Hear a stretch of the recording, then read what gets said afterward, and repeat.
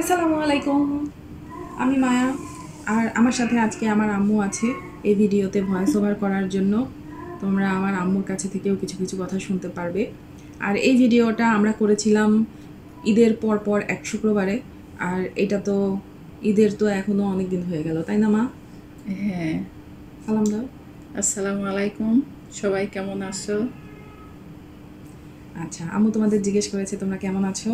তো এই ভিডিওটা আমরা করেছিলাম ঈদের পর এক শুক্রবারে। আমরা দাওয়াত খেতে গিয়েছিলাম, তো ওই দিন আমি কিছু ক্লিপস নিয়েছিলাম। তো তারপরে আমি এটা এডিট করে রেখে দিই। তারপরে এইটাতে আর ভয়েস ওভার করা হয় নাই, তাই এটা আপলোডও করা হয় নাই। তো শুক্রবার দিন বাসায় ছিলাম, আর ছুটিও ছিল ওই সময়টাতে। এটা আমার ছুটির একদম লাস্ট দিন ছিল ঈদের। আমার জীবনে সবচেয়ে বেশি ছুটি খেয়েছি এইবারের ঈদে। তো যাক, আলহামদুলিল্লাহ অনেক ভালো একটা ছুটি খেয়েছিলাম। আর শরীর অনেক খারাপ ছিল ঈদের আগ দিয়ে। তো ঈদের ছুটিতে শরীরটা বেশ রিকভার হয়েছিল। আর এই যে দেখো আমার পুচু দেখো বাবুকে দেখো দেখা যাচ্ছে। হ্যাঁ মা। পুচুকে কেমন লাগছে? দেখো, এখানে মিনি শুয়ে আছে, আমার মিনি বাবু। কালকে কি হয়েছিল মা? আমার মিনি ছাদ থেকে পড়ে গিয়েছিল, তাকে খুঁজে পাই না। সারাদিন খোঁজার পর সন্ধ্যার আগে, মনে হয় 5:30 বাজে, সেই সময় পাওয়া গেছে। আলহামদুলিল্লাহ। আমার মিনির জন্য সবাই দোয়া করো, কারণ আমি ওকে খুব ভালোবাসি। শুধু ওকে না, আমার 3টা বিড়াল আছে, 3টা বিড়ালকেই আমি ভালোবাসি। এই তো মুসু। আর সব বিড়াল বা কুকুর, মানে সব এই ধরনের পোষা প্রাণী। পোষা প্রাণী, এদেরকে আমি খুবই ভালোবাসি। কিন্তু কুকুর তো বাসায় রাখা যায় না, জায়েজ নেই। বিড়াল বাসায় রাখা যায়, যার কারণে আমার কাছে এখন 3টা বিড়াল। আগে আরও বিড়াল ছিল। আর মিনি তো চিল্লাচিল্লি করতেছে আমার কাছে এসে। মামা, কুকুর মনে হয় যদি বারান্দাওয়ালা বাসা হয় তাহলে বাহিরে রাখা মানে যায়।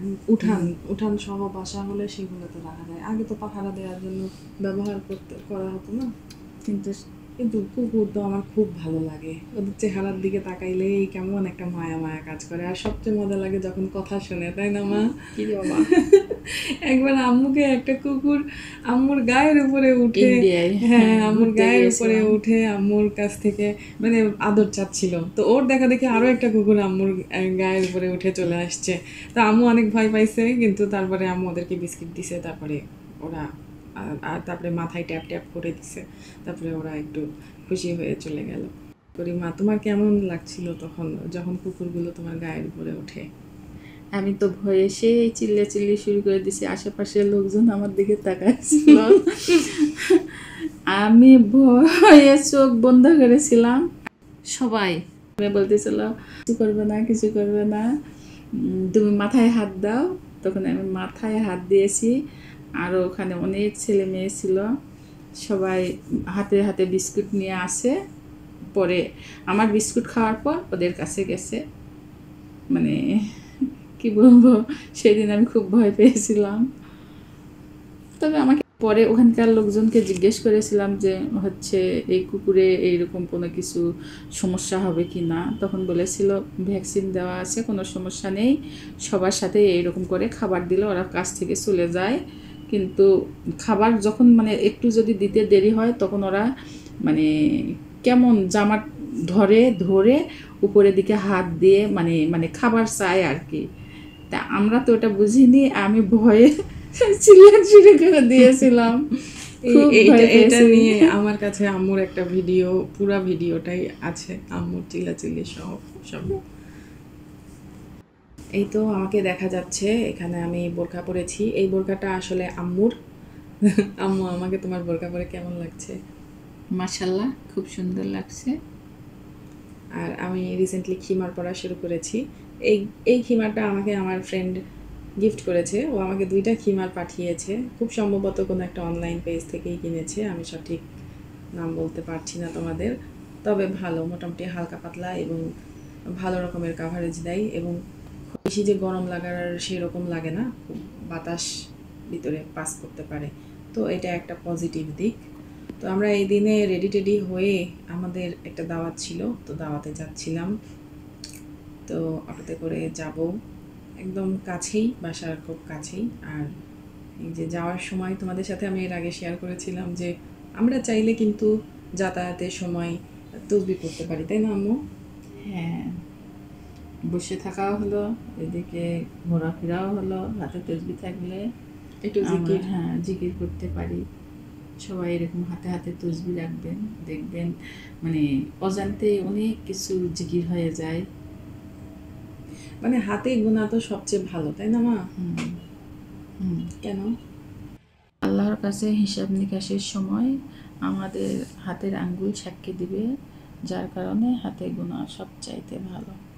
আমরা তো ধরো নামাজের পর পর হাতে ওই সুবহানাল্লাহ 33 বার, আলহামদুলিল্লাহ 33 বার, আল্লাহু আকবার 34 বার, ওই সময়টাতে এটা তো হাতে গুনতে পারি। কিন্তু হ্যাঁ, ধরো যখন বেশি গুণ হয় তখন তো আর মনে থাকে না হাতে গুনতে, তাই তসবিহ হলে ভালো হয়।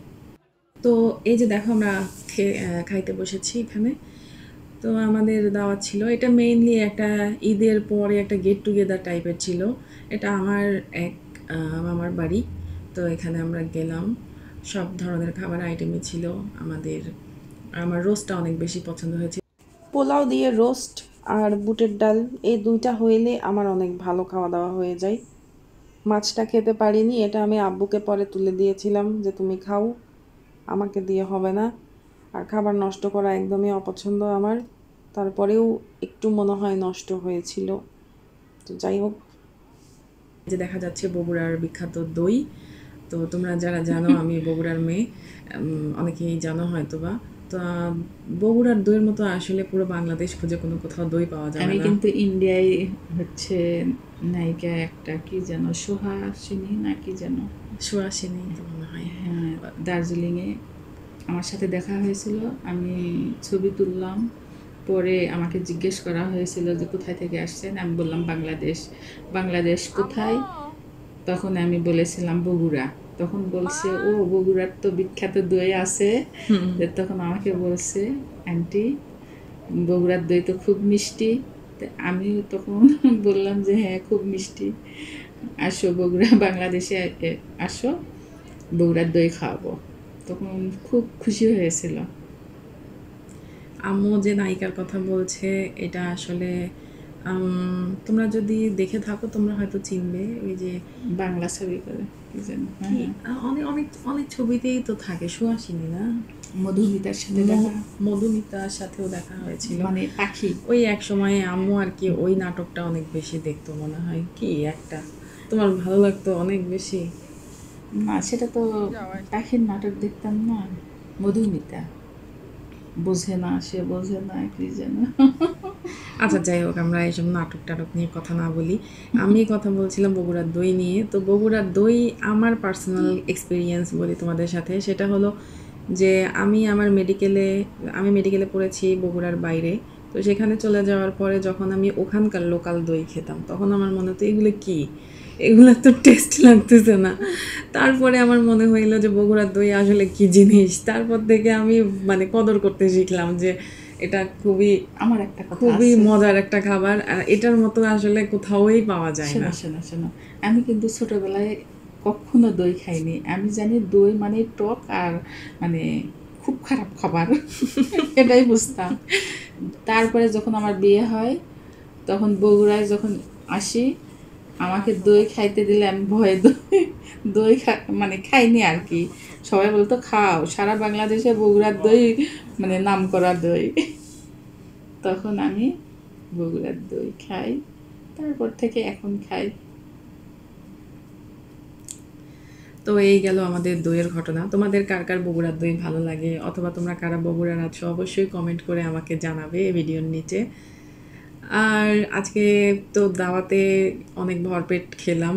আসলে পোলাও তো অনেক বেশি খাওয়া যায় না। এই মামার বাসায় গেলে সবসময় আমরা আম্মুর জন্য স্পেশালি সবসময় ভাতের অপশন থাকে। এই দিন কেন জানি ভাতের অপশন ছিল না, আম্মু অনেক মন খারাপ করছে। আসলে অনেক মানুষের অ্যারেঞ্জমেন্ট ছিল, তারপরে তো ওরা আবার ছাদে অ্যারেঞ্জ করেছিল। তো সব মিলিয়ে ওভাবে মনে হয় চিন্তা করেনি, তাই না মা? ওই জন্য তুমি মন খারাপ করো না। না মন খারাপ করিনি, সবসময় তো ভাত খাই ওদের বাসায়, একদিন না হলে সমস্যা নেই। হ্যাঁ, আর দিনটা খুব রৌদ্রোজ্জ্বল ছিল, খুব সুন্দর পরিবেশ। তো আমরা দাওয়াত খেয়ে বাসায় চলে আসি বিকালের দিকে। আর এই যে দেখো, ভিডিওতে দেখা যাচ্ছে আমাদের দেশের সুন্দর পরিস্থিতি এবং পরিবেশ।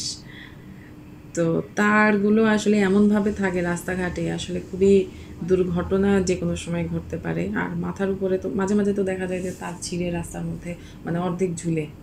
তো ওই রকম অবস্থায় ওগুলো যদি তোমার মাথার উপরে পড়ে, তুমি তো একটা তোমার মধ্যে দিয়ে তো কারেন্ট ক্রস করে একদম মাটিতে চলে যাবে, তখন তোমার কি হবে? তুমি তো পুরো ঝাঁঝরা হবে। আর এরকম পেশেন্ট তো আমি আমার ডিপার্টমেন্ট, সার্জারি ডিপার্টমেন্টে অনেক পাই। একদম ধরো যে কোনো ইলেকট্রিক বার্ন খুবই পেইনফুল এবং পেশেন্টকে পুরো ভিতর থেকে পুড়ায় দেয়। বাইরে থেকে হয়তো বা দেখে বোঝা যাবে না যে আসলে এই পেশেন্টের কোনো কিছু হয়েছে, কিন্তু ভিতর থেকে ওর পুরো শরীরের সব পানি একদম শুষে নেয়, একদম ডিহাইড্রেশনে আসে। এরকম পেশেন্টের অনেক বেশি ফ্লুইড দিতে হয়। ফ্লুইড মানে ধরো স্যালাইন দিতে হয় অনেক বেশি। আজকের ভিডিওটাতে আসলে অনেক কথা বলার ছিল, কিন্তু আসলে দেখছি যে এই ভিডিওটা আমি আগে এডিট করে রেখেছি, এখানে অত বেশি ক্লিপসও নেই। আর তোমাদের যদি আমার আর আম্মুর ভিডিও ভালো লেগে থাকে, আমাদের কথোপকথন ভালো লেগে, আমাদের কনভারসেশন যদি তোমাদের ভালো লেগে থাকে, অবশ্যই কমেন্টে জানাবে। আমরা ভবিষ্যতে এরকম আরও ভিডিও আনবো।